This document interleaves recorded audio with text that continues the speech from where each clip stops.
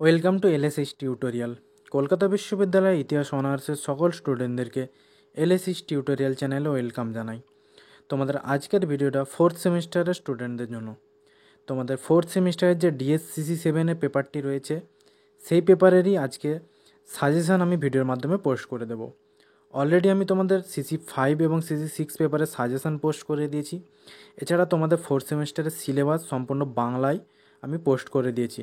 তোমরা যারা নতুন এসেছো অবশ্যই সাবস্ক্রাইব করে রাখো, এবং যারা প্লেলিস্ট চেক করেনি অবশ্যই প্লেলিস্ট চেক করে পূর্ববর্তী ভিডিওগুলো তোমরা চেক আউট করে নাও, ঠিক আছে? আমি তোমাদের সাজেশান ধরে কিন্তু অনেক লং কোশ্চেনের অ্যান্সারও পোস্ট করব, তাই যারা নতুন এসেছো অবশ্যই চ্যানেলটিকে ফলো করে রাখো। তাহলে আর বেশি দেরি করছে না, আমি সরাসরি সাজেশানে আসছি। তাহলে দেখো, তোমাদের কিন্তু 20 মার্কস এবং 5 মার্কসের অ্যান্সার লিখতে হয়, ঠিক আছে? তাহলে আমি তোমাদের প্রথমে 20 মার্কসের সাজেশনগুলো বলবো, তারপরে 5 মার্কসের সাজেশনগুলো বলবো। তোমরা দেখে দেখে খাতায় নোট ডাউন করে নাও। প্রথমে যে সাজেশনটি আমি দিয়েছি সেটা হচ্ছে, দিল্লি সুলতানি সাম্রাজ্যের বিস্তারে আলাউদ্দিন খলজির ভূমিকা আলোচনা করো। তার সাথেই দিয়েছি আমি কিন্তু আলাউদ্দিন খলজি মূল্য নিয়ন্ত্রণ কেন এবং কিভাবে প্রবর্তন করেছিলেন। ভেরি ভেরি ইম্পর্টেন্ট প্রশ্ন, ঠিক আছে? আমি তোমাদের এইভাবে যে প্রশ্নগুলো দিয়েছি, অর্থাৎ তোমাদের আলাউদ্দিন খলজি থেকে প্রায়শই প্রশ্ন আসে। হয় তোমাদের আসবে দিল্লি সুলতানি সাম্রাজ্যের বিস্তারে আলাউদ্দিন খলজির ভূমিকা, নাহলে এটা এরকমভাবে আসতে পারে, আলাউদ্দিন খলজির মূল্য নিয়ন্ত্রণ বা বাজার দর নিয়ন্ত্রণ, ঠিক আছে? আমি দুভাবে দিয়েছি, এই দুটো তোমরা যদি করতে পারো একটা কমন পেয়ে যেতে পারো, ঠিক আছে? 2 নম্বর যেটা দিয়েছি দেখো, ইলতুৎমিশকে কেন দিল্লি সুলতানি সাম্রাজ্যের প্রকৃত প্রতিষ্ঠাতা বলা হয়। তার সাথেই দিয়েছি ইলতুৎমিশ থেকে আলাউদ্দিন খলজি পর্যন্ত সুলতানি নরপতিত্বের আদর্শ আলোচনা করো, ঠিক আছে? তাহলে আমি তোমাদের এই যে 1 আর 2 এর প্রশ্নটা দিলাম, এই প্রশ্ন দুটো যদি তোমরা ভালো করে করতে পারো, তোমরা একটি কমন পেয়ে যাওয়ার চান্স একেবারে 99%, ঠিক আছে? এই 1 আর 2 এর প্রশ্নটা খুব ভালো করে করবে, তোমরা একটা কমন পেয়ে যাবে, ঠিক আছে? তারপর যে প্রশ্নটি দিয়েছি দেখো 3 নম্বর দাগের, তুমি কি মনে করো যে বিজয়নগর ও বাহমনি রাজ্যের সংঘাতের পেছনে প্রধান বিষয় ছিল ধর্ম? এটাও কিন্তু ইম্পর্টেন্ট প্রশ্ন, ঠিক আছে? তারপর দেখো যে প্রশ্নটা দিয়েছি, বিদেশি পর্যটকদের রচনা অবলম্বনে বিজয়নগর সাম্রাজ্যের প্রকৃতি আলোচনা করো। তার সাথেই দিয়েছি বিজয়নগর রাষ্ট্রের প্রকৃতি সংক্ষেপে আলোচনা করো। একটা আসতে পারে তোমাদের বিদেশি পর্যটকদের বিবরণে বিজয়নগর রাজ্যের প্রকৃতি, না হলে শুধুমাত্র যে বিজয়নগর রাষ্ট্রের প্রকৃতি, ঠিক আছে? এই দুটোর মধ্যে একটা আসবে, ঠিক আছে? এই যে 3 নম্বর প্রশ্ন, 4 নম্বর প্রশ্ন, অর্থাৎ এই 3টা প্রশ্ন তোমরা যদি ভালো করে রাখতে পারো, যে বিজয়নগর ও বাহমানি রাজ্যের সংঘাতের পেছনে প্রধান বিষয় ছিল কি ধর্ম, আর এই দুটো বিজয়নগর রাজ্যের প্রকৃতি, ঠিক আছে? এখান থেকেও তোমরা একটা পেয়ে যাওয়ার চান্স 90%, ঠিক আছে? 5 নম্বর দাগের প্রশ্ন দেখো যেটা দিয়েছি, দিল্লি সুলতানিকে কি ধর্মীয় রাষ্ট্র হিসেবে চিহ্নিত করা যায়? ভেরি ভেরি ইম্পর্টেন্ট প্রশ্ন, স্টার মার্কস প্রশ্ন এটা, ঠিক আছে? আমি তোমাদের এটা স্টার মার্কসগুলো দিতে ভুলে গেছি, তোমরা অবশ্যই কিন্তু স্টার মার্কস প্রশ্ন এগুলো আমি তোমাদের বলে দিচ্ছি, ঠিক আছে? এটা কিন্তু তোমরা একেবারে ফার্স্ট চয়েসে রাখবে, ঠিক আছে? দিল্লি সুলতানি রাষ্ট্রের প্রকৃতি আলোচনা করো, অথবা এরকমভাবেও আসতে পারে, দিল্লি সুলতানি রাষ্ট্রকে কি ধর্মীয় রাষ্ট্র হিসেবে আঁকা করা যায়?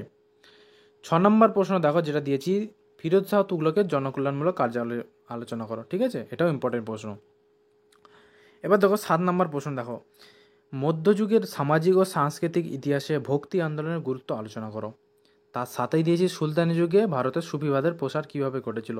হয় ভক্তিবাদ না হলে সুফিবাদ, তোমাদের যে কোনো একটা আসার চান্স অত্যন্ত প্রবল, ঠিক আছে? ভেরি ভেরি ইম্পর্টেন্ট ভক্তিবাদ আর সুফিবাদ। প্রতি বছর প্রায় ভক্তিবাদ অথবা সুফিবাদ থেকে তোমাদের প্রশ্ন এসে থাকে, ঠিক আছে? তোমরা কিন্তু দুটো প্রশ্নই ভালো করে রাখবে, একটা কমন পেয়ে যাওয়ার চান্স অত্যন্ত প্রবল, ঠিক আছে? পরবর্তী প্রশ্ন দেখো, নায়ঙ্কারা ব্যবস্থার বিশেষ উল্লেখ করে বিজয়নগর সাম্রাজ্যের অর্থনীতি সম্পর্কে আলোচনা করো। এটাও ইম্পর্টেন্ট প্রশ্ন।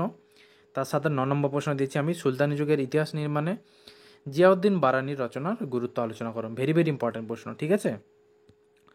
তারপরে প্রশ্নগুলো দেখো, গিয়াসুদ্দিন বলবন কিভাবে দিল্লি সুলতানিকে সুদৃঢ় করেন? এটাও ইম্পর্টেন্ট প্রশ্ন। 11 নম্বর প্রশ্ন কিন্তু ভেরি ভেরি ইম্পর্টেন্ট প্রশ্ন, ঠিক আছে? একেবারে স্টার মার্কস প্রশ্ন তোমরা দিয়ে রাখবে, ঠিক আছে? ইকতা ব্যবস্থার বৈশিষ্ট্যগুলিকে চিহ্নিত করো। এটা কি জায়গির ব্যবস্থার পূর্বসূরি ছিল? ভেরি ভেরি ইম্পর্টেন্ট প্রশ্ন, ঠিক আছে? এটা তোমরা প্রায় বলতে পারো এক্সামে 90% কমন পাবে, ঠিক আছে? ইকতা ব্যবস্থা তোমাদের প্রায়শই আসে।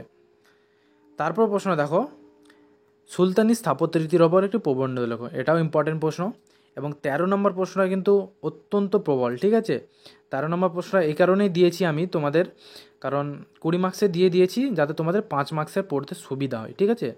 মোহাম্মদ বিন তুগলকের সংস্কারগুলি আলোচনা করো, এখানে বিম হয়ে গেছে, বিন হবে, ঠিক আছে।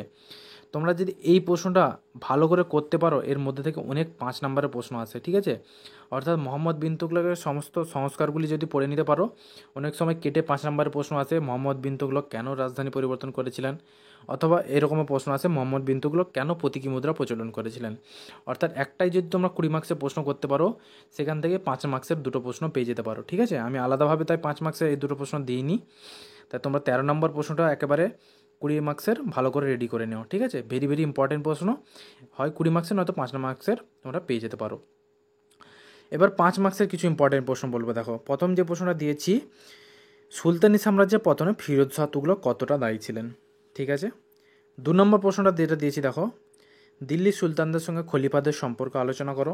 তার সাথে দিয়েছি সুলতানদের সঙ্গে অভিজাতদের সম্পর্ক সংক্ষেপে আলোচনা করো। হয় সুলতানদের সঙ্গে খলিফাদের সম্পর্ক আসবে, না হলে সুলতানদের সঙ্গে অভিজাতের সম্পর্ক। একেবারে স্টার মার্কস প্রশ্ন এটা, ঠিক আছে। তোমরা ভালো করে রাখবে 2 নম্বর প্রশ্নটা, একটা তোমরা কমন পেয়ে যেতে পারো। এবার দেখো 3 নম্বর প্রশ্ন যেটা দিয়েছি, বাংলার স্বাধীন সুলতানি প্রতিষ্ঠারূপে শামসুদ্দিন ইলিয়াস শাহের ভূমিকা আলোচনা করো। তার সাথেই দিয়েছি হোসেন শাহের আমলে বাংলার সাংস্কৃতিক বিকাশ আলোচনা করো। এটাও কিন্তু ইম্পর্টেন্ট প্রশ্ন। পরবর্তী প্রশ্ন দেখো, সুলতানি যুগে বস্ত্রশিল্পের বিকাশ আলোচনা করো। 5 নম্বরে দিয়েছি সুলতানি যুগে নগরায়ণ সম্পর্কিত বিতর্ক বিশ্লেষণ করো। 6 নম্বর প্রশ্নটা কিন্তু 6 আর 7 প্রশ্ন কিন্তু ভেরি ভেরি ইম্পর্টেন্ট প্রশ্ন, একেবারে স্টার মার্কস প্রশ্ন, ঠিক আছে। 6 নম্বর প্রশ্নটা হচ্ছে প্রথম পানিপথের যুদ্ধে প্রেক্ষাপট আলোচনা করো। তার সাথে কিন্তু তোমরা তাৎপর্যটাও তোমাদেরকে করতে হবে।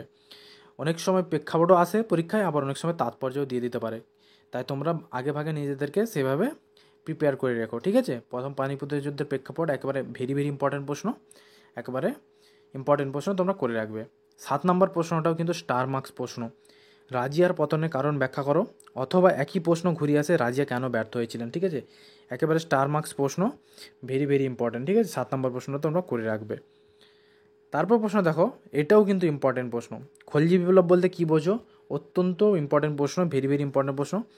হয় খলজি বিপ্লব বলতে কী বোঝো, নাহলে অথবা একই প্রশ্ন ঘুরিয়ে আসে, খলজি বিপ্লবের তাৎপর্য আলোচনা করো, ঠিক আছে। তোমরা এই প্রশ্ন এমনভাবে রেডি করবে যে খলজি বিপ্লব টিকাও লিখতে পারো, আর খলজি বিপ্লবের তাৎপর্য যদি আসে সেভাবেও লিখতে পারো। তাই আমি তোমাদের দুভাবে প্রশ্নটা দেইনি, ঠিক আছে। তাই তোমরা 8 নম্বর প্রশ্নটা অতি গুরুত্ব সহকারে করবে।